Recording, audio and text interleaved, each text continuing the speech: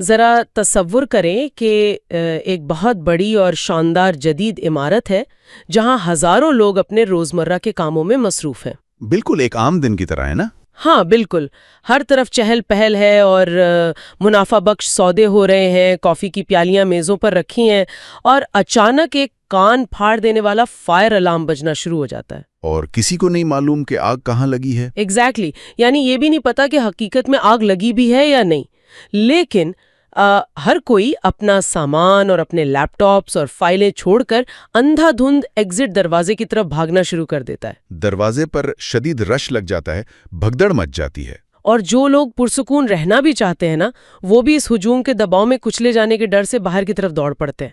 یہ مثال تو آج کے موضوع پر بالکل فٹ بیٹھتی ہے۔ صحیح کہا۔ ہم آج مختلف فائنینشیل رپورٹس اور مارکیٹ کے ریئل ٹائم ڈیٹا اور عالمی جیو پولیٹیکل تجزیوں کا گہرائی سے جائزہ لے رہے ہیں۔ مقصد یہ سمجھنا ہے کہ پاکستان اسٹاک ایکسچینج میں جو 6600 پوائنٹس کی ہولناک گراوٹ دیکھی گئی، وہ واقعی کوئی حقیقی معاشی تباہی تھی یا محض ایک بے بنیاد اجتماعی خوف؟ دیکھیں، یہ فائر الارم والی مثال صورتحال کی بالکل درست عکاسی کرتی ہے، کیونکہ پیر کے روز مارکیٹ کا رویہ کسی بھی روایتی معاشی اصول کے مطابق نہیں تھا۔ یعنی کوئی لاجک نظر نہیں آ رہی تھی؟ بالکل نہیں۔ ہم ایک ایسے دن کی بات کر رہے ہیں جہاں مجموعی انڈیکس کا 3.95% ایک ہی جھٹکے میں صاف ہو گیا۔ اور شروعات ہی کتنی خوفناک تھی۔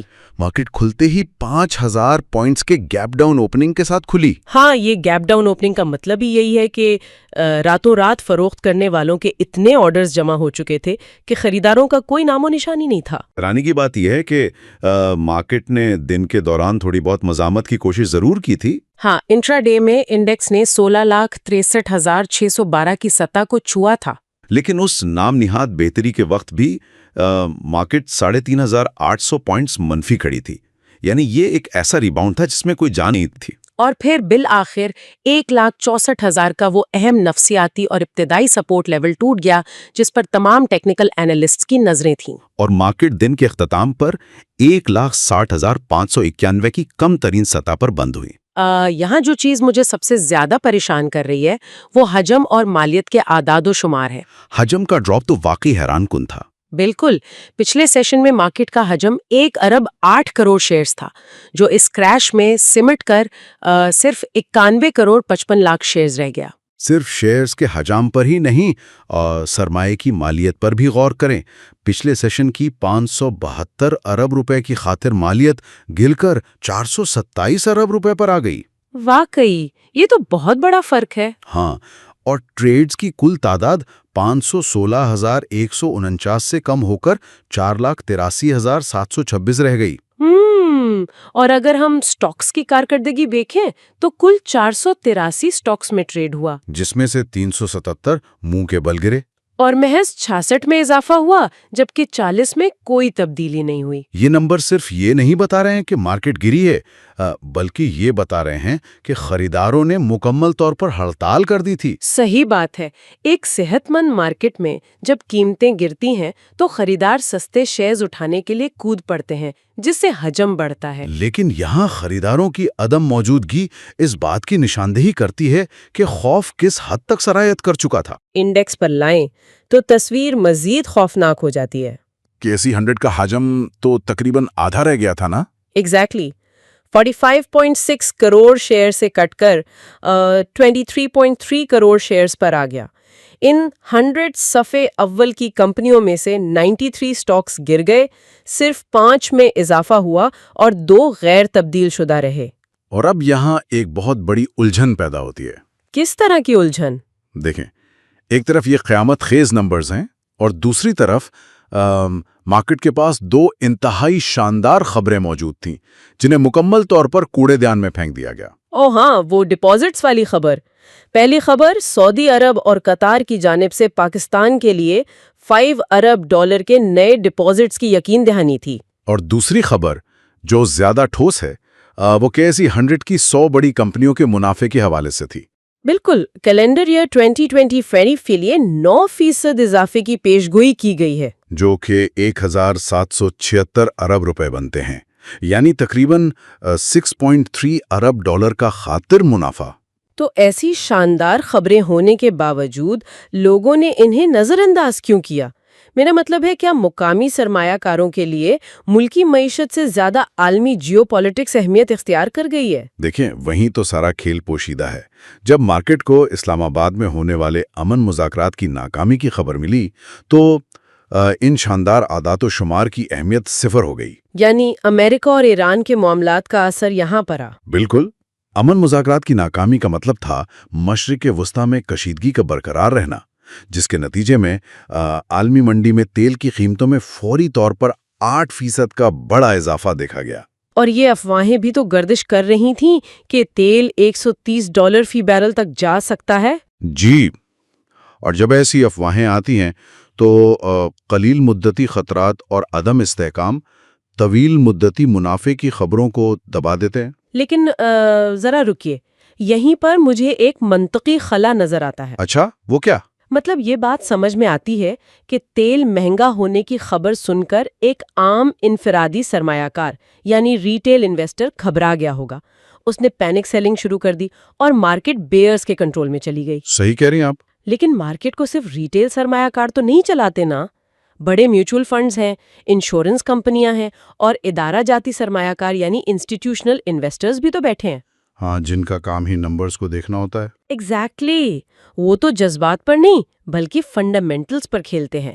جب انہیں معلوم ہے کہ $5 ارب آ رہے ہیں اور 2025 میں $6.3 ارب کا کارپوریٹ منافع متوقع ہے تو انہوں نے اس پینک کا فائدہ اٹھا کر سستے داموں خریداریاں کیوں نہیں کی؟ یہ بہت اہم سوال ہے۔ وہ کیوں اس بگدوڑ کا حصہ بنے؟ دیکھیں، ہم اکثر سمجھتے ہیں کہ ادارہ جاتی سرمایہ کار ہمیشہ عقلی فیصلے کرتے ہیں، لیکن ان کا بھی ایک رسک مینجمنٹ پروٹوکول ہوتا ہے۔ مطلب انہوں نے بھی رسک کم کرنے کی کوشش کی؟ بالکل۔ جب تیل $130 تک جانے کی باتیں ہو رہی ہوں تو ایک فنڈ مینیجر اپنے ذہن میں پوری میکرو اکنامک چین ریاکشن چلاتا ہے۔ یعنی تیل مہنگا ہونے کا مطلب ہے پاکستان کا امپورٹ بل بڑھنا، اور امپورٹ بل بڑھنے سے زر مبادلہ کے ذخائر پر دباؤ آئے گا، جس سے روپے کی قدر گرے گی، اور روپے کی قدر گرنے سے مہنگائی کا ایک نیا طوفان آئے گا۔ صحیح۔ اور اس مہنگائی کو کنٹرول کرنے کے لیے اسٹیٹ بینک شرح سود کم کرنے کے بجائے مزید بڑھا دے گا۔ اچھا، تو جب شرح سود بڑھے گی تو کمپنیوں کی قرض لینے کی لاگت بڑھ جائے گی، اور رزلٹ کیا ہوگا؟ وہ جو 1776 ارب روپے کے منافع کی پیشگوئی ہے نا، وہ دھاری کی دھاری رہ جائے گی۔ اب سمجھ آئی۔ اسی لیے ادارہ جاتی سرمایہ کاروں نے بھی غیر یقینی صورتحال میں کیش از کنگ کی پالیسی اپنائی۔ ایگزیکٹلی، انہوں نے بھی خریداری سے ہاتھ کھینچ لیا۔ یہ تشریح واقعی آنکھیں کھولنے والی ہے کہ کس طرح ایک بیرونی واقعہ مقامی معیشت کے پورے ماڈل پر سوالیہ نشان لگا دیتا ہے۔ بالکل، اور اسی لیے آج مارکیٹ کے 99% سیکٹرز لال نشان میں بند ہوئے ہیں۔ اب ذرا ان سیکٹرز کا جائزہ لیتے ہیں جنہوں نے اس تباہی کی قیادت کی۔ کمرشل بینکس نے اکیلے انڈیکس کو 1094 پوائنٹس کا نقصان پہنچایا، اور اس کے بعد فرٹیلائزر یعنی کھاد سیکٹر نے 895 پوائنٹس کا ڈبویا لگایا، اور سیمنٹ سیکٹر نے 886 پوائنٹس مائنس کیے۔ اس کے علاوہ power sector, I T sector, investment banks یعنی سیکیورٹیز اور ENP یعنی ایکسپلوریشن اینڈ پروڈکشن سیکٹر میں بھی شدید گھبراہٹ دیکھی گئی۔ اگر ہم مخصوص ناموں کی بات کریں تو فوجی فرٹیلائزر کمپنی یعنی FFC نے اکیلے مارکیٹ کے 688 پوائنٹس گرا دیے۔ صرف ایک کمپنی نے؟ واقعی۔ اور اس کے ساتھ UBL، اینگرو، لکی سیمنٹ، میزان bank, hub power, HBL، Pakistan petroleum اور نیشنل بینک جیسے جائنٹس بھی فروخت کے اس شدید دباؤ میں پس گئے۔ بالکل، اور ان ناموں پر غور کریں تو آپ کو مارکیٹ کی تکنیکی مجبوری سمجھ آئے گی۔ مجبوری سے کیا مراد ہے؟ کیونکہ عام آدمی تو یہی سوچے گا کہ ایک مقامی بینک جو پاکستان میں لوگوں کے پیسے رکھ رہا ہے یا ایک کھاد کی کمپنی جو مقامی کسانوں کو کھاد بیچ رہی ہے، اسے اس بات سے کیا فرق پڑتا ہے کہ امریکہ اور ایران کے درمیان کیا چل رہا ہے؟ عام لفظوں میں تو ان کا ان معاملات سے کوئی لینا دینا نہیں ہے نا۔ ہاں، ان کا کاروبار تو اندرونی ہے۔ تو پھر یہ سیکٹرز جن کا عالمی بحران سے براہ راست کوئی لینا دینا نہیں، وہ سب سے زیادہ کیوں پٹتے؟ اسے سمجھنے کے لیے نا ہمیں کسی بھی سٹاک مارکیٹ کے انڈیکس کی اندرونی مشینری کو سمجھنا ہوگا۔ یہاں انڈیکس ویٹیج کا قانون لاگو ہوتا ہے۔ اچھا، इंडेक्स वेटेज। हाँ, अगर मार्केट को एक ट्रेन समझ लिया जाए तो ये बड़ी कंपनियां जैसे FFC, UBL या लकी सीमेंट इस ट्रेन के इंजन हैं। यानी इनका वजन सबसे ज्यादा है। बिल्कुल, इंडेक्स में इनका वजन या हिस्सा इनके हजम और मार्केट कैपिटलाइजेशन की बुनियाद पर बहुत ज्यादा होता है। तो जब मार्केट में अक्रॉस द बोर्ड पैनिक आता है और सरमायाकारों को फौरी तौर पर कैश की जरूरत पड़ती है, तो वो इन शेयर्स को नहीं बेचते जो उनके पोर्टफोलियो में सबसे बुरे हैं, बल्कि वो इन शेयर्स को बेचते हैं जिन्हें बेचना सबसे आसान होता है। ओह, यानी हाई लिक्विडिटी वाले स्टॉक्स। एग्जैक्टली, और वो यही हैवी वेट स्टॉक्स होते हैं। तो जब एक फंड मैनेजर करोड़ों रुपए निकालने के लिए FRC या UBL के शेयर्स बेचता है तो इनका इंडेक्स पर वजन इतना ज्यादा होता है कि वो पूरी मार्केट को हजारों पॉइंट्स नीचे खींच लेते हैं। मतलब ये इन कंपनियों की अंदरूनी खराबी नहीं बल्कि इनके बड़े होने का तवान है। सही बात है। ये इंजन और ट्रेन वाली बात से सूरत हाल काफी वाजे हो जाती है। यानी आप अपना बेहतरीन माल इसलिए सस्ते में बेच रहे हैं क्योंकि इस वक्त मार्केट में सिर्फ उसी का कोई खरीदार मौजूद है। बिल्कुल, लेकिन इस मुकम्मल तारीकी में जहां हर तरफ सुर्ख रंग बिखरा था, एक सेक्टर ऐसा भी था जिसने कशिश शकल के तमाम उसूलों को मात दे दी। हाँ, लेदर सेक्टर। एग्जैक्टली। इस सेक्टर ने आज की शदीद मंडी में भी मजमूई तौर पर 17 पॉइंट्स का इजाफा किया। ये आज के सेशन का सबसे दिलचस्प और काबिल मुताला पहलू है। वाकई, जब 99% मार्केट डूब रही हो तो कोई एक सेक्टर तैरता हुआ कैसे नजर आ सकता है? यही तो पॉइंट है। मैं भी यही जानना चाहती हूँ। और सिर्फ सेक्टर ही नहीं, अगर हम इनफरादी स्टॉक्स को देखें तो सर्विस इंडस्ट्रीज ने अकेले इंडेक्स में 17 पॉइंट्स का इजाफा किया। PL रीट फंड भी तो 2 पॉइंट्स ऊपर रहा। हाँ, और हबीब फंड ने 1 पॉइंट का इजाफा किया। इसके अलावा रफान मेज और पाकिस्तान गम एंड केमिकल ने भी सब्ज निशान में क्लोजिंग दी। बिल्कुल। लेदर सेक्टर और इन मखसूस स्टॉक्स के पास ऐसा कौन सा जादू था जो इन हैवी वेट्स के पास नहीं था? क्या ये महज इत्तेफाक था? देखें, फाइनेंशियल मार्केट्स में इत्तेफाकात बहुत कम होते हैं। हर हरकत के पीछे एक मैकेनिज्म होता है। तो इनके बचने की क्या वजह थी? लेदर सेक्टर और सर्विस इंडस्ट्रीज जैसी कंपनियों के बचने की बुनियादी वजह उनका बिजनेस मॉडल है। ये कंपनियां बुनियादी तौर पर एक्सपोर्ट पर मबनी हैं। अच्छा, यानी इनकी आमदनी डॉलर्स में आती है। एग्जैक्टली। जब तेल की कीमतें बढ़ती हैं और मुकामी करेंसी पर दबाव आता है तो एक्सपोर्ट करने वाली कंपनियों को हकीकत में फायदा होता है, क्योंकि इनके कमाए हुए डॉलर्स की मुकामी मालियत बढ़ जाती है। ये तो बिल्कुल सीधी सी बात है। और मजीद ये कि इनकी मसनूआत की खपत मुकामी मार्केट की महंगाई की शरह से बराह रास्त जुड़ी हुई नहीं होती। यही वजह है कि जब पूरी मार्केट मुकामी माइशी दबाव के खौफ से कांप रही थी तो इन एक्सपोर्ट ओरिएंटेड कंपनियों ने एक हेज यानी ढाल का काम किया। बिल्कुल ऐसी इकोनॉमी में ऑपरेट कर रही हैं जो मुकामी फायर अलार्म से कुछ हद तक महफूज है। इसी ज़िम्नन में अगर हम E&P यानी एक्सप्लोरेशन एंड प्रोडक्शन सेक्टर की बात करें तो गोके वो आज गिरावट का शिकार हुआ है, लेकिन उसकी फंडामेंटल्स इंतहाई मजबूत बताई जा रही हैं। हाँ, उनके आदाद शुमार देखें तो वाकई मजबूत हैं। रिपोर्ट के मुताबिक मार्केट की तमाम कंपनियों के कुल मुनाफे में अकेले इस सेक्टर का हिस्सा 22% है और इसने 15.5% की शानदार शरह से ग्रोथ भी दिखाई है। तो ऐसी सिचुएशन को हम क्या कहेंगे? यही वो मुकाम है जहां वैल्यू इन्वेस्टिंग का तस्वुर उभर कर सामने आता है। एक ज़हीन सरमायाकार आज की गिरावट को तबाही नहीं बल्कि एक फ्लैश सेल के तौर पर देखेगा। यानी डिस्काउंट पर चीजें मिल रही हैं। बिल्कुल। जब ANP जैसी कंपनियों की मुनाफा बख्शी 22% हो और उनकी ग्रोथ 15.5% पर मुस्तकम हो तो आज इनके शेयर्स की कीमतों में कमी इनकी कारकर्दगी की वजह से नहीं हुई बल्कि इस तकनीकी भागदौड़ की वजह से हुई है जिसका हमने पहले जिक्र किया। सही। ये वो वक्त होता है जब मार्केट आपको बेहतरीन आसार से डिस्काउंट पर पेश कर रही होती है। तो इस तमाम तज्जिये के बाद सबसे अहम सवाल की तरफ आते हैं, आगे क्या होने वाला है? ये सवाल तो सबके जहनों में है अभी। क्या मंगल का दिन इस भागदौड़ को जारी रखेगा या हम कुछ ठहराव देखेंगे? देखिए, माहिरीन का ख्याल है कि इतनी बड़ी गिरावट के बाद अगला दिन एक रिकवरी डे हो सकता है। اور ٹیکنیکل تجزیہ اس بات کی سپورٹ کرتا ہے کیا؟ ہاں، ٹیکنیکل تجزیہ اس بات کی بھرپور حمایت کرتا ہے۔